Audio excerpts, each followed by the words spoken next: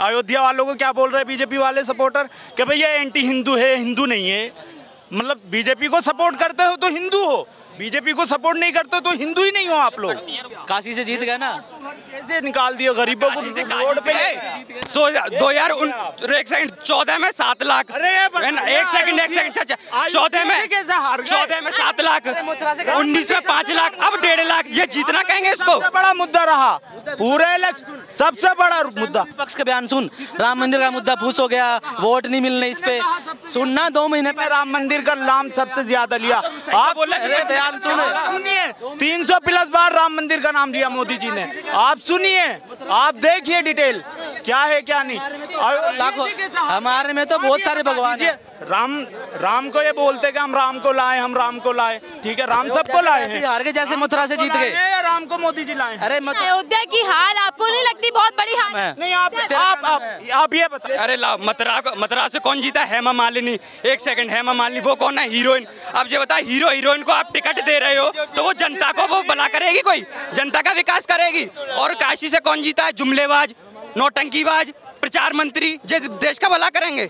आप बताओ मुझे। नमस्कार, आप देख रहे हैं DS4, मैं हूं आपके साथ नफीसा खान। RSS का बड़ा बयान आने के बाद कई सवाल खड़े हो चुके हैं कि आखिर RSS ने अचानक इस बयान को क्यों दिया और क्यों संदेश या फिर इशारों में बीजेपी को घेर लिया। बहरहाल ये संदेश है या फिर आईना दिखाने का काम RSS कर रहा है। तमाम चीजों पर चर्चा करेंगे और समझेंगे कि 10 साल बाद RSS ने क्यों कहा कि अहंकार बढ़ गया है और अहंकार को खत्म कर सेवा करनी होगी। मैं चर्चा कर लेती हूँ, मेरे साथ युवा साथी जुड़ चुके हैं जिनसे हम बातचीत करेंगे और समझेंगे कि इस बयान के मायने क्या है। क्या देख रहे हैं RSS का बयान? मोहन भागवत जो बीजेपी के बेहद करीबी माने जाते हैं और अब वो कह रहे हैं कि अहंकार नहीं होना चाहिए। इस बयान के मायने देखिए, उन्होंने जो कहा है ये अहंकार नहीं होना चाहिए, इसका कारण सबसे बड़ा है कल तक ये RSS या बीजेपी दोनों एक ही चीज़ थी, सबको पता है ना। ये चंद्रबाबू नायडू की पार्टी हो चाहे विपक्ष की कोई भी पार्टी हो, सब उनके अगेंस्ट रहती थी। इतना अगेंस्ट रहती थी, चाहे उनको देशद्रोही का नारा देना हो उनके ऊपर, चाहे कुछ भी देना हो तुरंत दे देती थी, कोई झिझक नहीं करती थी। आज उन्हीं को अपनी गोद में बैठाल करके सत्ता में रख के आज उनकी इतनी देखिए सत्ता में उनको बैठा लिया गया और उन्हीं के साथ काम कर रहे हैं। तो ये सबसे बड़ा ये RSS को झटका यही लगा है कि ये मतलब आने वाले समय में बीजेपी वाले इनके करीबी हो जाएंगे और हमें छोड़ देंगे। ये मोहन भागवत जी को सही लगा है, बिल्कुल उन्होंने बयान दिया जो बिल्कुल सही दिया बयान। RSS को अपना खतरा मंडरा रहा, अपना डर है किसी तरीके का? उनको अपना डर बिल्कुल सही है। नहीं, जो पार्टी जो संसद RSS बीजेपी के इतने करीब, जिसकी वजह से 10 साल मोदी जी सत्ता में रहे, आज उन्हीं को डर लग रहा है। उसका कारण सबसे बड़ा ये है कि उन्होंने देखा कि ये तानाशाही सबसे बड़ी है। इन्होंने आपने जैसा कहा कि तानाशाही ना बढ़ जाए या फिर मनमानी ज्यादा ना हो जाए, इसीलिए बयान है। लेकिन क्या 10 सालों से ये दिखाई नहीं दिया, समझ नहीं आया किस तरीके का बयान देना चाहिए और समझाना चाहिए? 10 साल से जो भारतीय जनता पार्टी थी पूर्ण रूप से सत्ता में थी, तो इनकी साथ चल रही थी, इनकी गुलामी कर रही थी इनकी, है ना। अब ये क्या है, इनको गठबंधन की सरकार है, इनको भी देखना पड़ेगा RSS को, और अपने जो सांसद है दूसरी पार्टी के लेके बैठे उनको भी देखना पड़ेगा। अब बीजेपी क्या यही करती रहेगी? देश के मुद्दों को भी समझेगी कि ये करेगी। इसलिए RSS ने सही कहा है कि इससे क्या कहते हैं, इनको घमंड ले डूबा। इनका जो बयान आया है, इनका घमंड ले डूबा, इनका कारण है कि ये सबसे पहले तो ये तानाशाही लाने चाहते हैं देश में। लेकिन अहंकार कहाँ है? मोदी जी तो देखिए कहते हैं मैं देश सेवा के लिए समर्पित हूँ, सेवक हूँ, चौकीदार हूँ, कभी कहते हैं कि मुझे परमात्मा ने भेजा। इस तरीके के बयान मोदी जी देते हैं। यही तो है, जो व्यक्ति अपने आप को एक इंसान से ज्यादा अपने आप को धर्म भगवान मानने लगे तो वो सबसे बड़ा अहंकार ही है। तुम भगवान को लाए हो, भगवान तुम्हें लाए हैं। सबसे बड़ा मुद्दा तो यही था इनका। तुमने अपने आप को एक भगवान के वो मान लिया। अरे जनता ने तुम चुने हो, तुमने राम मंदिर बनवाया, वो कोर्ट के फैसले से बनाया, ट्रस्ट ने बनवाया, आम जनता का पैसा लगाया उसमें, तुम क्यों अपना वो नाम वो कर रहे हो? क्या इसी अहंकार को जनता ने तोड़ दिया? जनता ने तोड़ दिया इसका सबसे पहले दिखा करके इनको चुनाव में। फिर दूसरी बात RSS ने इनको बयान देके, तो बीजेपी की इस बार बौखलाहट ऐसी मची हुई है। अभी बीजेपी को सब देखना है, देश भी संभालना है, RSS को भी लेके चलना है, क्योंकि 10 साल तो उसी की बदौलत ये रहे थे। क्या बीजेपी की टेंशन ही बढ़ चुकी है इस वक्त? टेंशन सबसे ज्यादा बीजेपी पे यही टेंशन है। इनको देश और दुनिया कुछ नहीं दिख रहा। विदेश चले गए घूमने इटली, जैसे इनकी माँ ससुराल है, क्या है ये वहाँ पे, वहाँ चले गए। देश को संभालो, तुमने मंत्रालय बांटे, मंत्रियों को काम दो, तो काम रुका पड़ा। इनके एजेंडे पर तो काम चालू है। मोदी जी ने क्या दिया कि तमाम मंत्रालयों में जाकर मंत्री अपना कामकाज संभाल ले। क्या संभाल ले? कामकाज क्या रहा उनमें? बचा हो कुछ देश मंत्रालय बच्चों, खा तो सब यही गए पहले ही। सब तो उन्होंने लूट खाया देश में, बचा क्या है सो ये संभालें। क्या क्या खा लिया? आप आरोप तो लगा देते हैं, वहाँ कह रहे हैं हमने बना दिया, विकसित भारत हम बनाने वाले हैं। एक सेकंड, इनके जो मैनिफेस्टो था ना, मैनिफेस्टो बस ये एक ही यही था, उसमें क्या था पूरे में मैंने विकसित भारत 2047 तक, 2047 तक क्या युवा मरता रहे बेरोजगारी से, महिला मरती रहे, किसान मरता रहे, और तुम 2047 का नारा दे रहे हो देश में।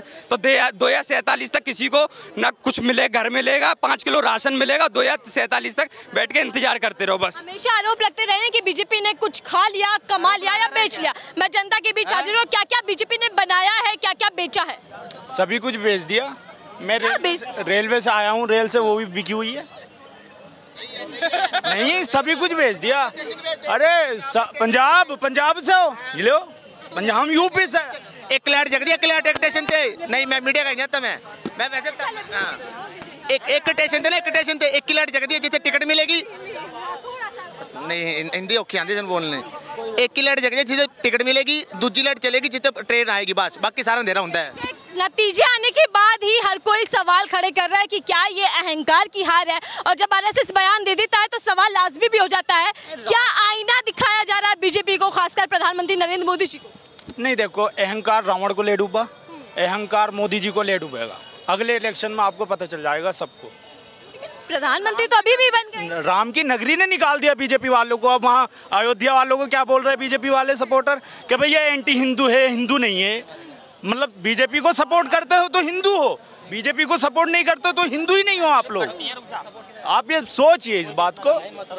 कृष्ण की नगरी ने तो नहीं निकाला, मथुरा से जीत की भाजपा। अयोध्या से तो बाहर है ना, अयोध्या से बाहर हो गई। जहाँ मंदिर बना, जहाँ विकास हुआ, वहाँ निकाल दिया। काशी से जीत गया ना, कैसे निकाल दिया? गरीबों को रोड पे 2014 में 7 लाख, एक सेकंड, 14 में 7 लाख, 19 में 5 लाख, अब 1.5 लाख। ये जीतना कहेंगे इसको? सबसे बड़ा मुद्दा रहा पूरे इलेक्शन, सबसे बड़ा मुद्दा। विपक्ष का बयान सुन, राम मंदिर का मुद्दा पूछ हो गया, वोट नहीं मिलने इस पे सुनना। 2 महीने में राम मंदिर का नाम सबसे ज्यादा लिया।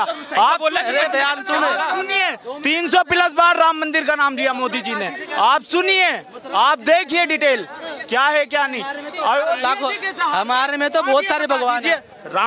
राम को ये बोलते कि हम राम को लाए, हम राम को लाए। ठीक है, राम सबको लाए हैं। हार गए जैसे मथुरा से जीत गए, राम को मोदी जी लाए। अरे अयोध्या की हार आपको नहीं लगती बहुत बड़ी हार? नहीं, आप ये बताइए, क्या नाम है अपना? आप ये बताइए। हाँ बोलो। अयोध्या से कैसे हार गए, मथुरा से कैसे जीत गए? लोग पूछ रहे हैं पंजाब। मैं दस्ता क्यों आ रहा है, बताइए। जैसे मथुरा से जीत गए वैसे हार गए। सवाल का जवाब नहीं हुआ। बहरहाल क्या अयोध्या की हार सबसे बड़ी? पता दे दिया, तुम्हें पसंद नहीं आया, तुम्हारे हिसाब से। आरएसएस के नेता भी कह रहे हैं, सर सुनेगा, आरएसएस के नेता कह रहे हैं, मोहन भागवत हो या फिर इंद्रेश जी हो, वो कह रहे हैं कि अहंकार ले डूबा, भगवान राम ने न्याय किया है, अहंकार ज्यादा हो गया इसलिए हार गए। देखो ऐसा है, अखिलेश जी बयान देते हैं, सुनो, अखिलेश जी बयान देते हैं। अखिलेश जी पर बात में आऊंगी, पहले आरएसएस जी मोहन भागवत बयान दे रहे हो। अपने जब मेरे मुंह अपनी बातें मत घुसेड़ो, मेरा जवाब मेरे से सुनो। सवाल का जवाब मांग रही हूँ, इस बयान के क्या मांग? बोला तो मुझे बोलने दो। अखिलेश जी ने बोला था कृष्ण भगवान मेरे सपने में आ रहे हैं, मथुरा से हार गए। भाई से पूछ कैसे हार गया? अरे ला, मथुरा से कौन जीता? हेमा मालिनी। एक सेकंड, हेमा मालिनी वो कौन है? हीरोइन। अब ये बता, हीरोइन को आप टिकट दे रहे हो तो वो जनता को वो भला करेगी? कोई जनता का विकास करेगी? और काशी से कौन जीता है? जुमलेबाज, नौटंकीबाज, प्रचार मंत्री, जो देश का भला करेंगे?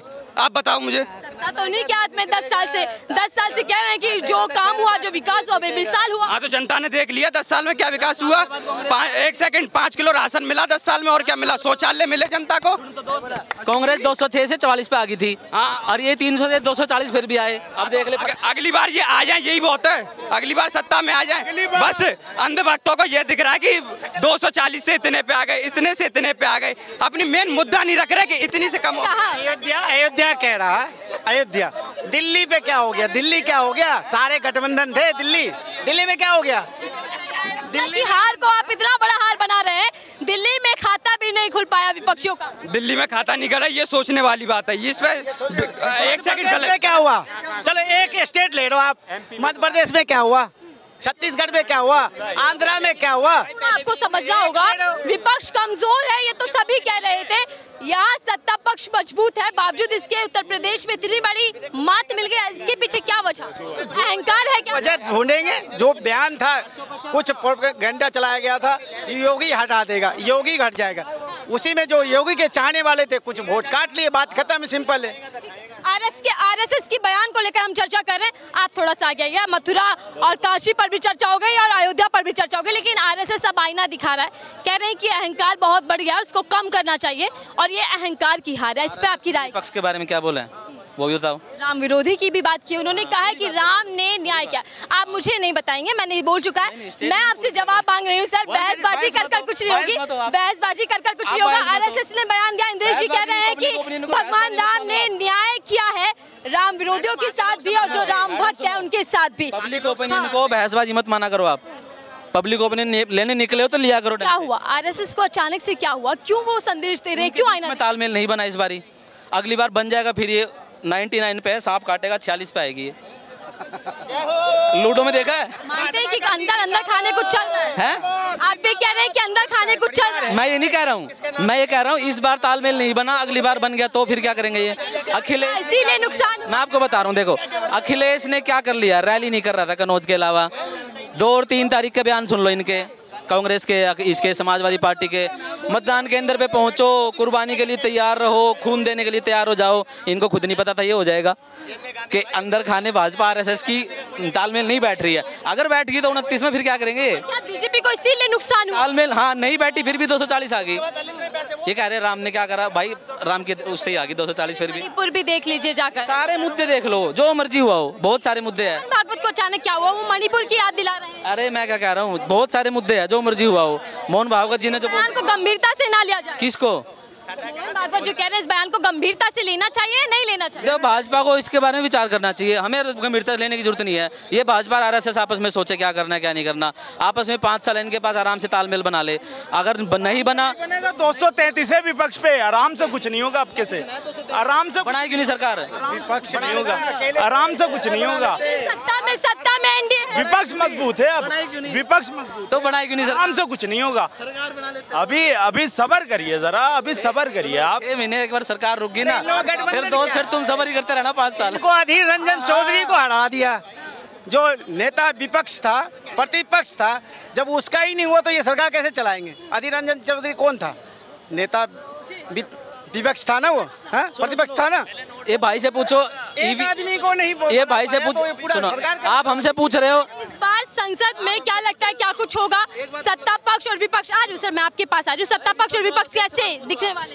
देखिए मोदी जी जो कर रहे थे, गरीबों पे जो जुल्म हुआ, मणिपुर में हुआ, अयोध्या में हुआ, पूरे उत्तर प्रदेश में हुआ, आपने देखा होगा गरीबों पे कितने घर ढाए गए कि भाई इलीगल है। चलो इलीगल है मान लेते हैं, जो जिनके घर थे वो देशवासी नहीं थे, सरकार चाहिए थे जो घर थोड़े बड़े थे छोटे छोटे घर बना के दे देती कि भाई ये इलीगल है, अब ये तुम्हारे हमने पक्के मकान दे दिए, ये लीगल है, इसमें रहो।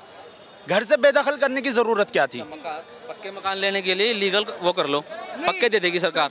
ये तरीका देशवासियों के लिए इतना नहीं करेगी, देशवासियों के लिए इतना नहीं करेगी। बेवकूफ है, रिक्शा चला के कैसे खरीद लेगा? इतनी मेहनत भाई, क्या बात कर रहे हो यार? पता क्या होता है, जिनको सरकार दे देती है फ्री का, वो वहाँ से बेच के निकलना। हर तरह का लोग है, आप ये देख ले किसी की इतनी नहीं है गुंजाइश कि अपना घर बना सके। मेरी बात सुनो, आप विपक्ष, ये भाई विपक्ष सपोर्ट कर रहे हैं? सपोर्ट नहीं कर रहा, मैं विपक्ष का नहीं हूँ भाई, मैं विपक्ष का नहीं हूँ, मैं सच के साथ हूँ, मैं सच के साथ हूँ। जिसको कमाई कम है उसके लिए सब्सिडी सरकार है, यूपी में है, यूपी में नहीं है। अब सरकार पर आ जाते हैं। विपक्ष वालों से पूछो ईवीएम ठीक है, ओके रिपोर्ट है, लोकतंत्र खतरे में तो नहीं है। मोदी जी ने भी घेर लिया, वो तो मोदी जी भी कह रहे हैं कि ईवीएम को भूल चुके हैं विपक्ष वाले। आपके चैनल का हमें पता है, आप भी नहीं पूछोगे। मेरा मुद्दा ईवीएम नहीं है, इसलिए मैं उस पर चर्चा नहीं कर पाऊंगी। नहीं है ना, ये गोदी चैनल नहीं है, ये गोदी चैनल नहीं है, गोदी चैनल नहीं है।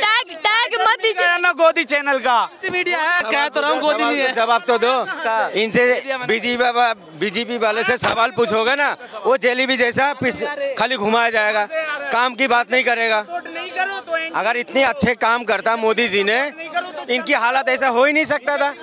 मोदी जी को वोट मांगने की क्या जरूरत है, उनको तो बेगर मांगे वोट मिलता। ये इन लोग जो है ना शिक्षा के बारे में बात नहीं करेगा, रोजगार के बारे में नहीं करेगा, देश की हालत के बारे में बात नहीं करेगा। अरे मोदी जी ने जब अपना मुंह से कह रहा है हाँ हमसे गलती हुआ है, इनकी विपक्षी दल को भी मंजूर होना चाहिए नहीं चाहिए। मोदी जी खुद कह रहा है मीडिया में हाँ हमसे गलती हुआ है, फिर इनकी मानने वाले लोग तो नहीं मान रहे। गलती हुई, बहुमत नहीं पाई, ये बात अलग है, लेकिन क्या ये अहंकार था? क्या ये अहंकार था जो आरएसएस भी कह रहे हैं? इनको तो अहंकार के वजह से तो हारे हैं, और नहीं तो देखिए कहाँ से हारे, जहाँ से इनकी आस्था शुरू होती है वहाँ से कैसा फटकार लगाया। आप कुछ दिन पहले हम सुनते तो उनकी नाम आयदा है, आप 4 दिन से सुन रहा हूँ कि वो आयदा नहीं है, वो कौन और जगह है।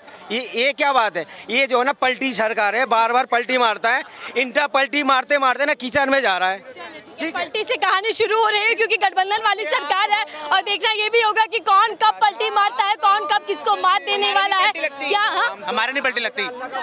पंजाब के शहर, पंजाब से एक छोटा बोर शहर है, 100 साल से कांग्रेस सरकार बन रही है। पिछले साल एमपी के इलेक्शन हुए, सारे मंत्री बोर में के गए, लेकिन सरकार फिर भी कांग्रेस की बनी है। मोदी तक छोटे शहर में के गए हैं, मोदी, केजरीवाल और जो भी हमारे लोकल पंजाब के सारे मंत्री आ गए हैं, लेकिन सरकार कांग्रेस की ही बनी है और इस बार भी कांग्रेस की ही बनेगी। चलिए, जनता ने जनादेश अपना ऐसा दिया कि सबको फंसा दिया, बहुमत किसी को नहीं मिली, लेकिन एनडीए सत्ता में आ गई। लेकिन ये सरकार कब तक चलेगी, ये सवाल लगातार मैं करती रहती हूँ जनता के बीच में। लेकिन अब आरएसएस के बयान के बाद आगे क्या कुछ होने वाला है, क्या सियासी करवट अब बदलने वाली है, इस पर चर्चा करेंगे और नजर बनाए रखेंगे। लेकिन फिलहाल के लिए दीजिए इजाजत।